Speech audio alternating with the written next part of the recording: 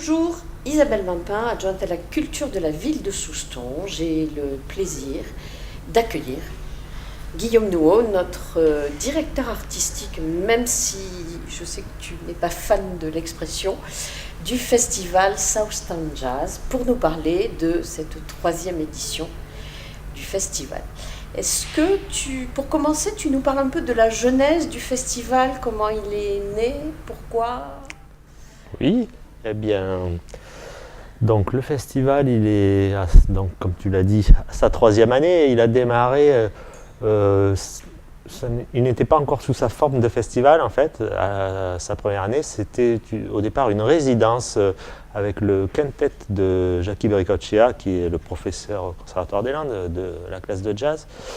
Et autour de cette petite résidence qui a terminé par un concert, on y a joint la participation des élèves en classe horaire aménagée musique option jazz, ce qu'on appelle les CHAM. Voilà, ces fameuses classes Voilà. dont on parle assez régulièrement. Donc, je répète, classe à horaire aménagé musique. Voilà. Que ce soit clair. Et à Souston, il y a la spécificité que l'option de la musique, c'est spécifiquement le jazz. Et c'est la seule classe, le seul collège dans les Landes qui a cette spécificité, comme après dans le Grand Sud-Ouest, il y a Marciac, Montségur et Oloron-Sainte-Marie. Voilà, ce sont les seuls qui... Donc on est très peu nombreux et on a la chance d'en avoir à Souston. Et donc ils ont participé à cette première édition, qui n'en était pas une. Et puis il se trouve que ça a pas mal marché, le public a apprécié, et puis on a senti qu'ils étaient demandeurs qu'il y en ait d'autres. Et donc l'idée est venue de reconduire une manifestation de jazz sur plusieurs jours l'année suivante, qui a été le festival qui a pris réellement son nom, Southtown Jazz Festival, qui a eu l'an dernier. Et puis cette année, donc, on arrive à la 3e édition qui est encore un petit peu plus ambitieuse. Et puis voilà, c'est un festival qui reste jeune, en plein développement et avec encore beaucoup d'idées de choses à venir. Et déjà cette année est déjà bien riche. Je vais en parler plus en détail tout à l'heure peut-être. D'accord. Donc on a bien compris, un festival qui est articulé finalement autour de cette classe, de ces classes à horaire aménagé, qui sont partie prenante du festival.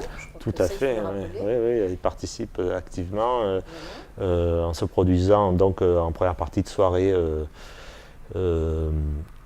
chaque jour, et puis on leur permet également de venir assister à des rencontres pédagogiques avec les artistes qui sont programmés au festival. Donc, est-ce que je développe pour cette année maintenant, ou on en parlera après? Ouais. On peut. Donc par exemple, pour cette année, il va y avoir le vendredi matin une rencontre pédagogique sur l'histoire et l'évolution et le rôle de la contrebasse dans le jazz par le groupe Slam Bam Trio. Et donc cette rencontre est destinée aux élèves de la classe, des classes CHAM du collège, mais également elle est ouverte à tous les CM2 de Souston. Ça, c'était déjà le cas l'an dernier, mais cette année, on a également proposé aux écoles des communes de la communauté de communes, max, s'ils voulaient venir assister. Et donc voilà, on essaye d'avoir une forte activité en manière pédagogique aussi. Voilà, il n'y a pas que des concerts. Et donc par rapport à ça, il y aura également le samedi matin une autre rencontre qu'on a baptisée un café jazz, parce qu'on fait ça le matin avec un café offert. C'est une rencontre très conviviale. C'est plutôt une conférence en fait, mais par des musiciens qui seront là en concert le soir même, ou la veille là, pour cette année. Ce sera Jérôme Gassus qui nous fera une présentation de la clarinette dans le jazz. Donc ce café jazz est intitulé « Une histoire de la clarinette jazz ». Et il sera accompagné par Didier Dachary au piano. Voilà, il va jouer, nous parler, raconter quelques histoires et nous expliquer un petit peu comment s'est développé le jeu de clarinette dans le jazz. Et voilà. Et puis par rapport à toutes ces actions en faveur du jeune public pour le jazz, il y a également un échange qui a été organisé cette année avec une autre classe, Cham. Une des quatre, voilà, puisqu'il y a Souston et 3 hommes. Voilà. Une des 3 autres. Voilà, avec le collège de Oloron-Sainte-Marie, que on a invité à venir d'abord participer pour jouer en première partie le samedi soir, si je ne m'abuse, non, le vendredi soir. Le vendredi soir, ils joueront à 20h dans le hall sur la scène qu'on a installée dans le hall de la salle Roger Hanin. Et du coup, on les a également invités à assister à la rencontre pédagogique sur la contrebasse et à celle sur la clarinette le lendemain. Et puis, en échange, les élèves en cham jazz de Souston, eux, seront invités à participer au festival de jazz de Oloron-Sainte-Marie qui a lieu le 4 juillet pour eux, voilà. Et donc c'est très sympa. On essaie de développer aussi toutes ces actions en faveur des jeunes dans ce festival. Donc voilà, ce qui différencie, je vais oser dire, notre festival de tous les autres festivals de jazz, c'est d'abord ce volet pédagogique fort, très fort, puisqu'il s'est créé autour de cette classe à horaire aménagé. Tout à fait. Après, il y a une deuxième identité, me semble-t-il, qu'on partage, quelque chose qu'on partage aussi, qui est, on fait du jazz, mais on fait du jazz au plus près du public, peut-être non averti, aussi du public averti évidemment, mais de tous les publics, c'est-à-dire le rendre totalement accessible et ne pas faire peur avec des choses trop élitistes, ce qu'on peut voir dans certains festivals, et ne pas non plus faire venir des gens juste sur un nom parce que c'est le nom à la mode du jazz. On en parle un peu ? Oui, tout à fait. C'est également, c'est vrai, une volonté de... donc moi, j'ai toujours trouvé ça un petit peu étrange les festivals avec des parties qu'on appelle le in et le off. Ça m'a toujours gêné. Et d'ailleurs, étant musicien professionnel moi-même, régulièrement, je suis confronté. Des fois, je joue dans un in. Il m'arrive de jouer des fois dans des off. Je trouve ça un petit peu ridicule, mais bon, ça fonctionne comme ça. Mais je ne voulais pas proposer ce schéma-là à Souston, parce que j'estime que quand on programme un groupe ou un artiste, ça veut dire qu'on le programme parce qu'on aime ce qu'il fait, on a envie qu'il soit mis en valeur, et il n'est pas moins méritant parce qu'il est moins connu qu'un autre. Voilà, donc il n'y a pas de in, pas de off à Souston, tout le monde est dans le in, si vous voulez. Et voilà, et tous les artistes donc, qui sont programmés, ce sont des artistes qui sont là parce que vraiment, j'estime qu'ils ont tout à fait leur place ici, parce que la musique qu'ils proposent, j'imagine bien que les gens... le public soustonnais va accrocher à ce qu'ils font. Et voilà, c'est pas par rapport à une notoriété ou un nom. Et voilà, après, c'est vrai que bon, le festival est tout jeune, mais déjà, après, on va dire, 2 éditions, 1,5, on va dire, je pense que le public ne connaissait pas spécialement les artistes qui s'y sont produits pour l'instant. Ils ont l'air d'avoir plutôt bien adhéré. Et c'est un petit peu dans cette optique que j'aimerais poursuivre l'aventure de ce festival, c'est-à-dire proposer des artistes et que les gens viennent quasiment les yeux fermés, découvrir, prennent du plaisir, et voilà, qu'ils ne viennent pas pour écouter un nom connu, mais qu'ils viennent en se disant on va à Souston Jazz, on n'a jamais été déçus, on va découvrir des artistes fabuleux, espérons. Et voilà, ils me font confiance pour l'instant, et voilà, j'espère qu'ils vont continuer à faire confiance et à venir de plus en plus nombreux. Voilà. Et puis par rapport à l'esthétique, c'est vrai, du jazz, tu disais, la patte du festival, c'est vrai que c'est la programmation est plutôt, on va dire, situé dans la partie du jazz plutôt classique, plutôt que le jazz moderne. Ça, c'est lié, c'est vrai, par rapport à mes goûts personnels, mais aussi parce que je pense que c'est plus facile d'amener le public qui n'est pas forcément averti encore, suffisamment connaisseur dans le jazz. C'est plus facile de l'amener par du jazz traditionnel que par du jazz très moderne. Le jazz très moderne peut être très bien, mais c'est vrai qu'il peut effrayer parfois un public pas connaisseur. Et si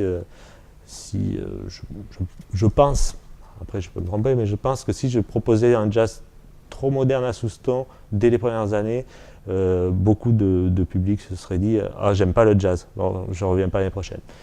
Et alors, l'idée, ce n'est pas d'être fermé au jazz traditionnel, mais plutôt de s'en servir de base essentielle pour faire venir un maximum de public et de faire adhérer à trouver son compte, à prendre du plaisir à travers cette musique, pour ensuite pouvoir lui proposer ponctuellement une soirée un petit peu différente, un petit peu plus moderne, ou qui va un petit peu dans des frontières un petit peu en dehors du jazz.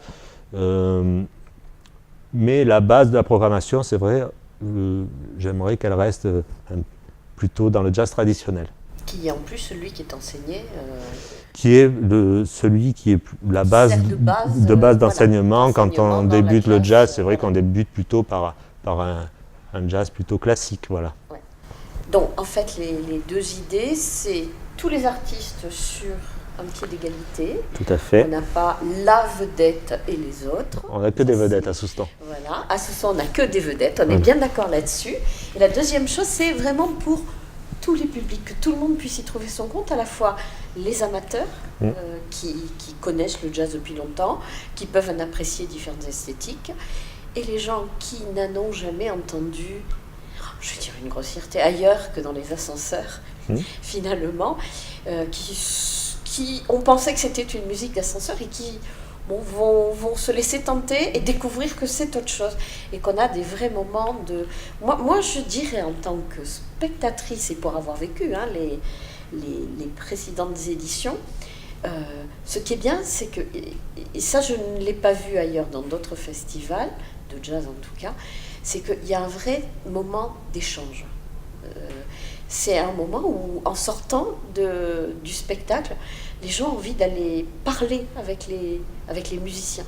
Ils ont envie de dire ce qu'ils ont ressenti, ils ont envie de remercier, de poser des questions éventuellement.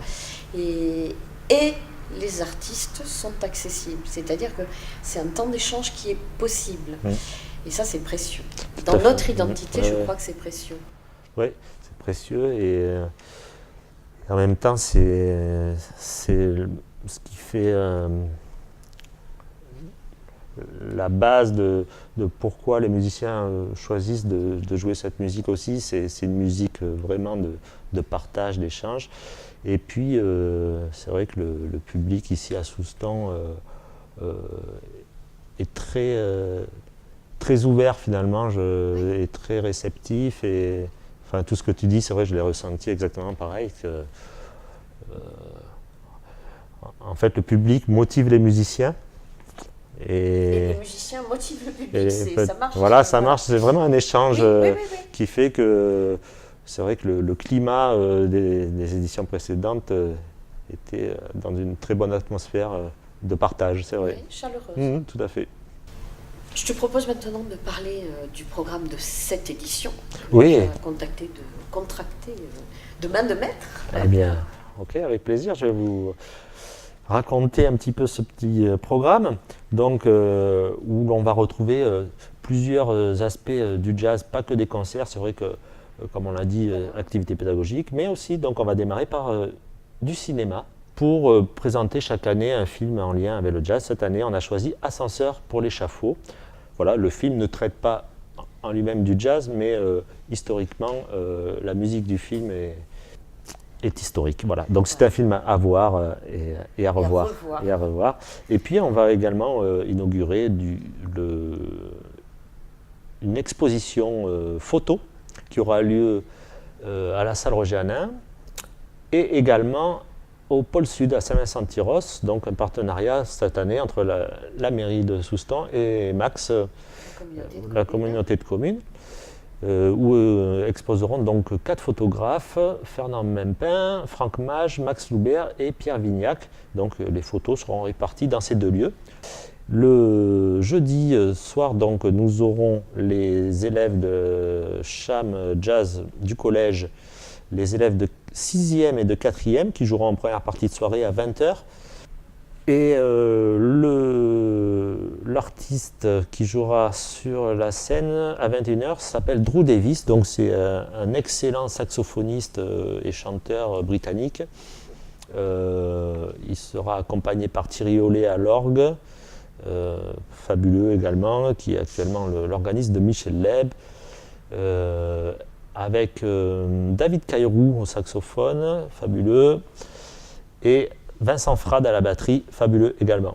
Ensuite, le vendredi, c'est une journée chargée puisqu'elle démarre dès 9h20 le matin. Il va y avoir à 9h20 et à 11h, en 2 séances de 50 minutes chacune, donc une rencontre pédagogique sur la contrebasse dans le jazz.